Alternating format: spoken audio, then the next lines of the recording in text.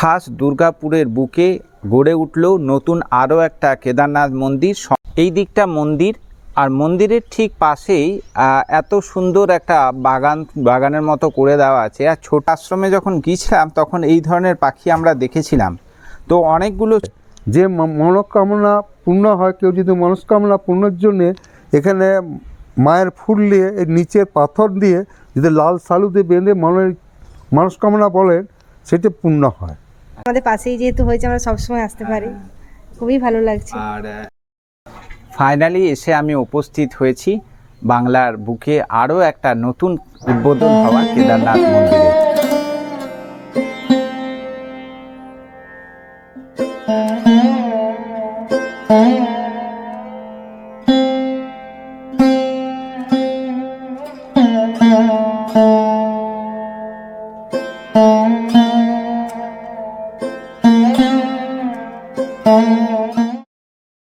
আমরা এতদিন ধরে বিভিন্ন দুর্গাপুজো মণ্ডপ বা কালী পুজোর মণ্ডপে আমরা কেদারনাথ মন্দিরের দর্শন করেছি। খাস দুর্গাপুরের বুকে এরও আগে একটা প্রাচীন যে কেদারনাথ মন্দির রয়েছে, সেই কেদারনাথ মন্দির আমি আপনাদেরকে ভিডিওর উপস্থাপনার মাধ্যমে তুলে ধরেছি। আর এখন আজকে আমি আপনাদের ঘুরে দেখাবো শিবরাত্রি, মহাশিবরাত্রির দিন উদ্বোধন হয়ে যাওয়া ভারতী রোডের উপরে অবস্থিত নতুন কেদারনাথ মন্দির। সমস্ত ডিটেলস এই ভিডিওর মাধ্যমে আপনাদেরকে দেখাতে চলেছি। কিভাবে আসবেন, পুজো কিভাবে দেবেন, পুজোর সময়সূচি কি রয়েছে, আর সমস্ত খুঁটিনাটি তথ্য আজকের এই ভিডিও পর্বতে আমি আপনাদের দেখাতে চলেছি। এই মুহূর্তে দেখতে পাচ্ছেন আমার পিছনে এইখানে রয়েছে কেদারনাথ, সেই সদ্য উদ্বোধন হয়ে যাওয়া নতুন কেদারনাথ মন্দির। তো চলুন এবারে আপনাদেরকে মন্দিরের চারিপাশটা ঘুরে দেখাবো, সাথে মন্দিরের ভিতরের পারিপার্শ্বিক যে আধ্যাত্মিক পরিবেশ সমস্তটাই আমি আপনাদের তুলে ধরব। তো চলুন ভিডিওটা এখান থেকে শুরু করা যায়।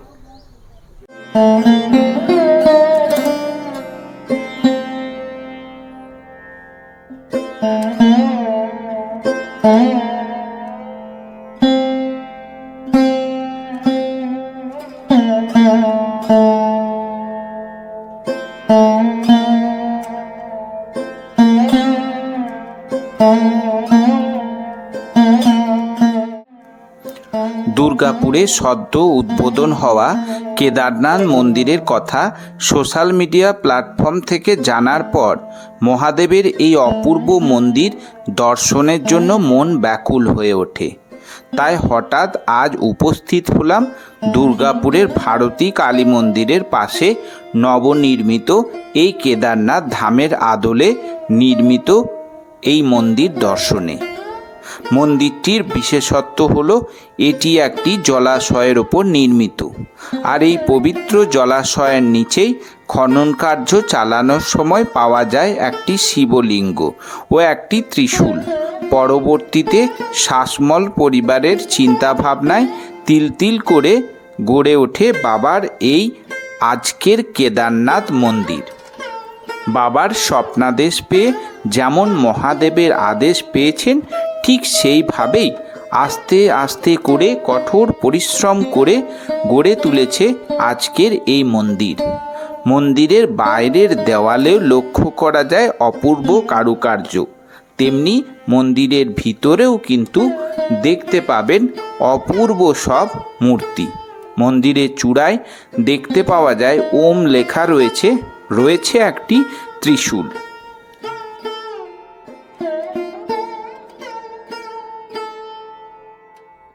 চলুন এবারে আপনাদেরকে মন্দিরের আশেপাশে যে জায়গাগুলো রয়েছে সেগুলো আপনাদেরকে একবার ঘুরে দেখায়। ঠিক যেরকম ওই ব্যান্ডেল সিরিজে রবিবারের সিরিজটা আপনারা যারা দেখেননি, রবিবারের পর্বটা, আমি ওখানে লাহিড়ী বাবার আশ্রমের পুরো ডিটেলস ভিডিও একটা দিয়েছি। তো সেই লাহিড়ী বাবার আশ্রমের আদলেই কিন্তু এখানেও কিন্তু এই ছোট ছোট ঘরগুলোর আকারে করে দেওয়া হচ্ছে, যেখানে খরগোশ রয়েছে, টার্কি পাখি রয়েছে, বিভিন্ন তারপরে রাজহাঁস রয়েছে, সেগুলো রয়েছে। চলুন একবার এই জায়গাগুলো আপনাদেরকে ঘুরে দেখায়। এই দিকটা মন্দির, আর মন্দিরের ঠিক পাশেই এত সুন্দর একটা বাগানের মতো করে দেওয়া আছে। আর ছোট বাচ্চাদের জন্যও কিন্তু খুব সুন্দর। এদিকে দেখুন রয়েছে টার্কি পাখি রয়েছে, খরগোশ রয়েছে, ঠিক আছে। চলুন রাজহাঁসও রয়েছে, আপনাদেরকে দেখাবো। এই যে দেখুন, আমরা লাহিড়ী বাবার আশ্রমে যখন গিয়েছিলাম তখন এই ধরনের পাখি আমরা দেখেছিলাম। তো অনেকগুলো ছিল, 20-25টি ছিল। তো এখানে চুরি হয়ে গিয়েছে, কিভাবে যে ইয়ে হয়েছে, আর এই কটাই পড়ে রয়েছে। খুব ভালো লাগলো এই এত সুন্দর এত বড় একটা যে উদ্যোগ। এই দিকটাতে রয়েছে, এখানেও মোটামুটি 20-25টা মতো খরগোশ রয়েছে। সবগুলো কিন্তু এখনও বেরোয়নি, বুঝতে পারলেন, ওই গর্তের মধ্যে ঢুকে রয়েছে, এদিকে সেদিকে ঢুকে রয়েছে। এই যে দেখুন, এদিকেও রয়েছে 2-3টে, ওই যে গর্ত রয়েছে ওই গর্ততে কিন্তু ঢুকে রয়েছে, বুঝলেন। আর ওই দিকটাতে রয়েছে রাজহাঁস। এটা দারুণ দুর্দান্ত, চারিদিকে একদম এত সুন্দর গাছগাছালিতে ভরা। আর দেয়ালগুলোতে আপনাদেরকে যেটা দেখালাম, প্রত্যেকটা দেওয়ালে কিন্তু শ্রীকৃষ্ণের যে বাণী বা মনীষীদের যে বাণীগুলো খুব সুন্দরভাবে ফুটিয়ে তোলা হয়েছে। এই দিকটাতে রাজহাঁস রয়েছে, এই যে দেখুন হাঁসগুলো রয়েছে। আর এইগুলো মেনলি করা হয়েছে ছোট ছোট বাচ্চারা যখন আসবে বিকালের দিকে ঘুরতে, তাদের এন্টারটেন করার জন্য খুব সুন্দর ব্যবস্থা করা আছে। আর ফুল গাছের দেখুন এত সুন্দর সুন্দর ফুল গাছগুলো দেখতে লাগছে দুর্দান্ত। আর এরকম শুধু কিন্তু এক জায়গা নয়, পুরো মন্দির চত্বরটাই কিন্তু আপনারা আপনারা কিন্তু দেখতে পাবেন। পুরো এই দেখুন লাইন দিয়ে কিন্তু পুরো ফুলের বাগান, কিন্তু এত সুন্দর, পুরো আপনারা আসলে খুব ভালো লাগবে। চলুন ধীরে ধীরে এবারে মন্দিরের ভিতরে প্রবেশ করি এবং এই মন্দির প্রতিষ্ঠার পিছনে যে মূল কারণ রয়েছে তা মন্দির প্রতিষ্ঠা পরিবারের প্রধান সদস্য পবিত্র শাসমল বাবুর কাছ থেকে সংক্ষিপ্ত মন্দিরের ইতিহাসটা জেনে নিই এবং মন্দিরের ভিতরে এই যে অপূর্ব কারুকার্য করা মূর্তি, তার পিছনে আসল রহস্যটা কি সেটাও আপনাদের সামনে তুলে ধরার চেষ্টা করছি।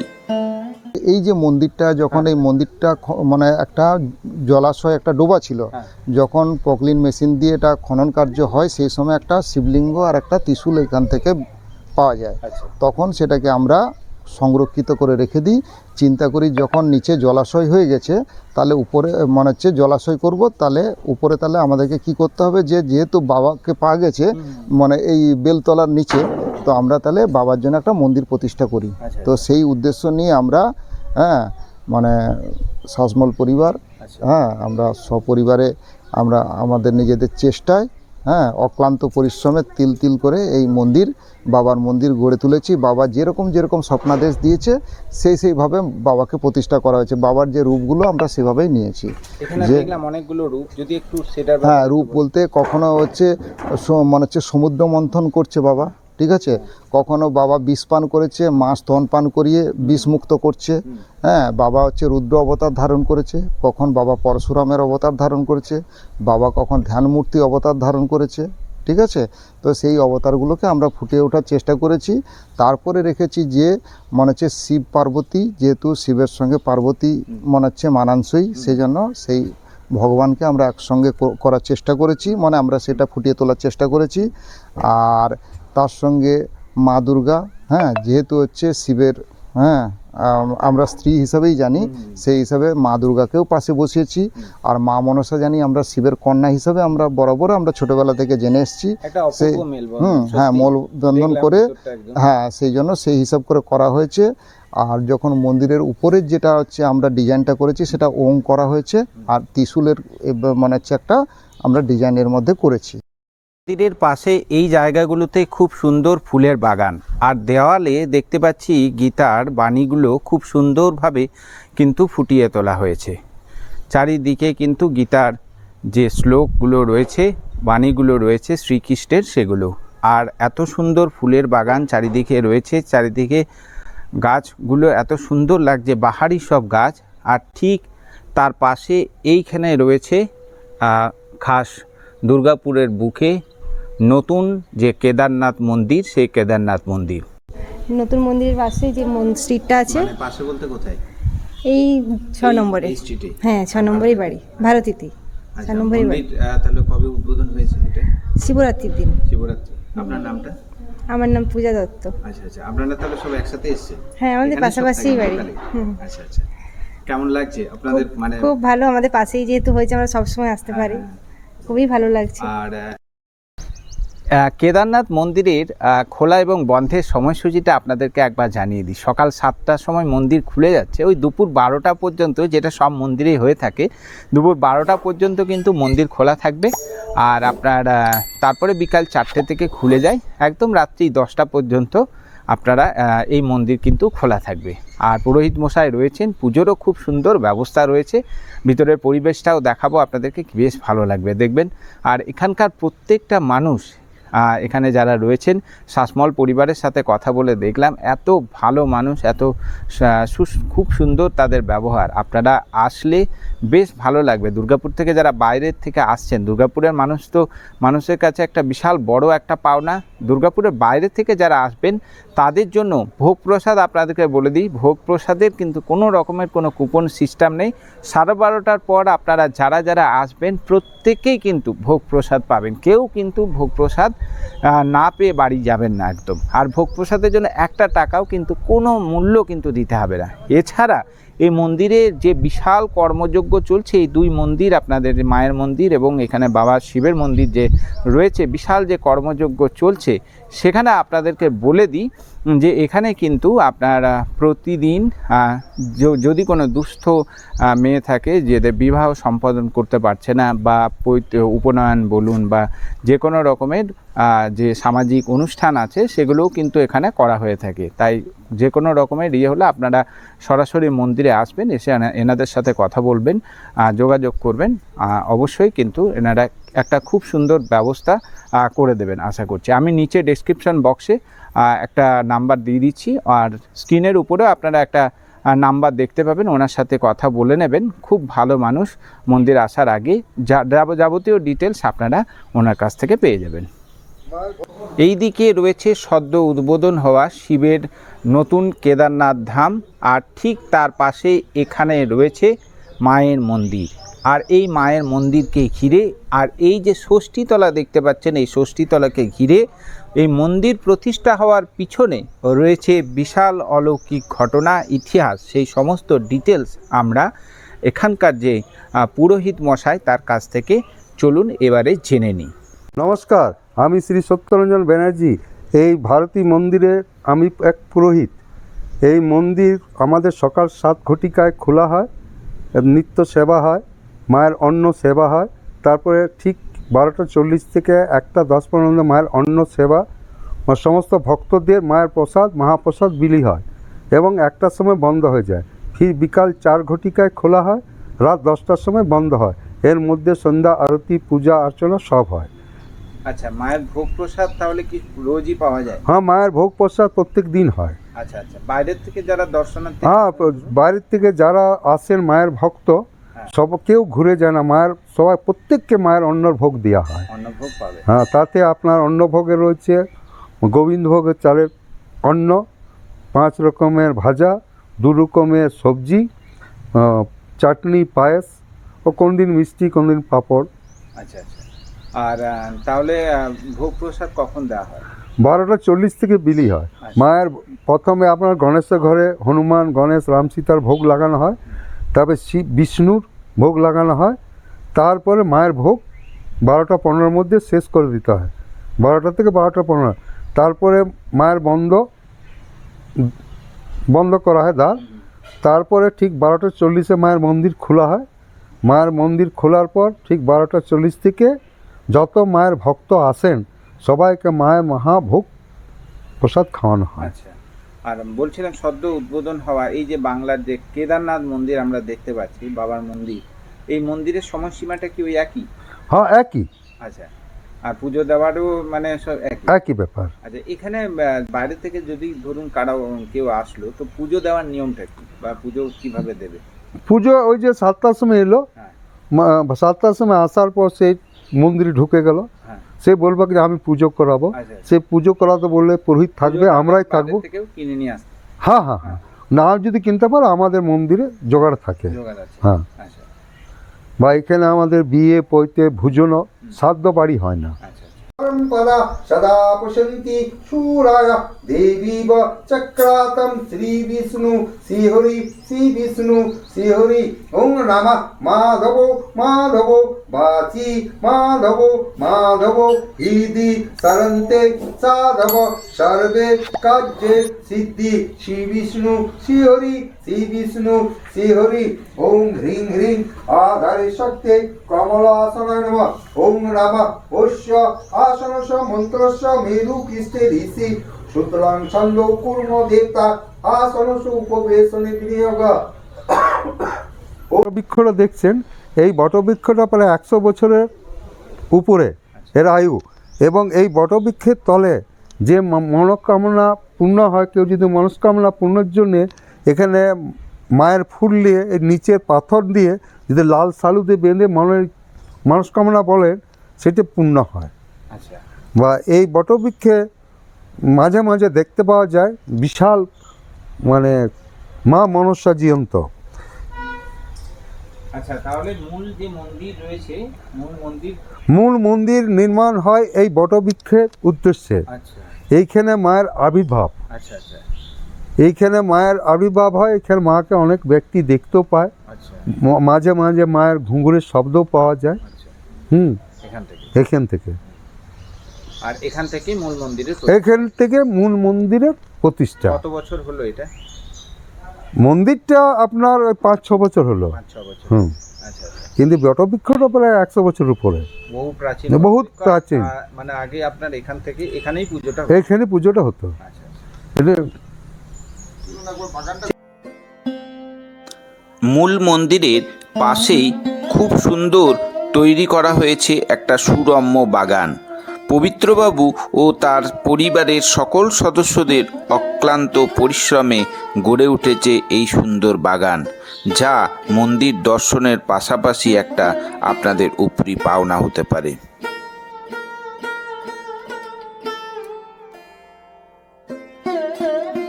মুগ্ধকর বাগান, হ্যাঁ, মন্দির দর্শন তো হবেই, তার সাথে সাথে এটা থাকবে আপনাদের উপরি পাওনা। এত সুন্দর বাগান, সবটাই একদম সন্তান স্নেহে লালন পালন করে বড় করে তুলেছে। আপনাদেরকে পুরোটাই ঘুরিয়ে দেখায়। দেখুন, শীতের মরশুমে ফুলগুলো আরও বেশ একদম হয়ে থাকে, ভরে থাকে। হ্যাঁ, গাঁদা গাছগুলো অনেকটা আস্তে আস্তে এবারে শুকিয়ে যাচ্ছে। প্রত্যেকটা গাছ দেখুন, শুধু ফুল গাছ বলে নয়, ফলের বাগান রয়েছে, অনেক রকমের গাছ রয়েছে। হ্যাঁ, আপনারা বিকালের দিকে আসবেন, এত সুন্দর লাগবে জায়গাটা। ছোট ছোট বাচ্চাদের নিয়ে আসবেন, খুব ভালো লাগবে তাদেরও। এই যে দেখুন,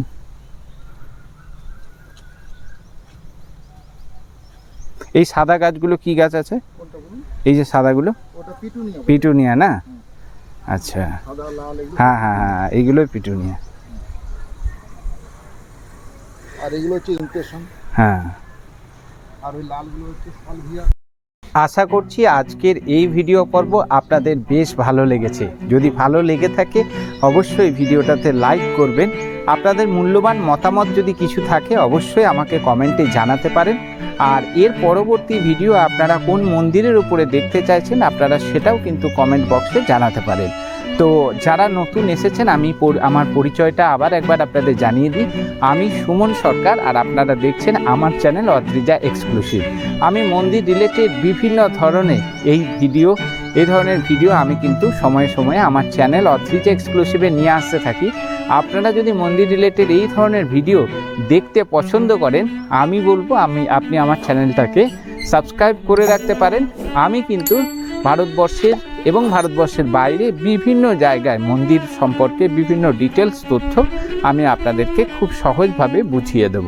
তো চলুন, আজকের এই পর্বটা এখানেই শেষ করলাম। দেখা হচ্ছে অন্য কোনো নতুন একটা গন্তব্যে। ততক্ষণের জন্য সকলে ভালো থাকবেন, সুস্থ থাকবেন, আর দেখতে থাকবেন অদ্রিজা এক্সক্লুসিভ।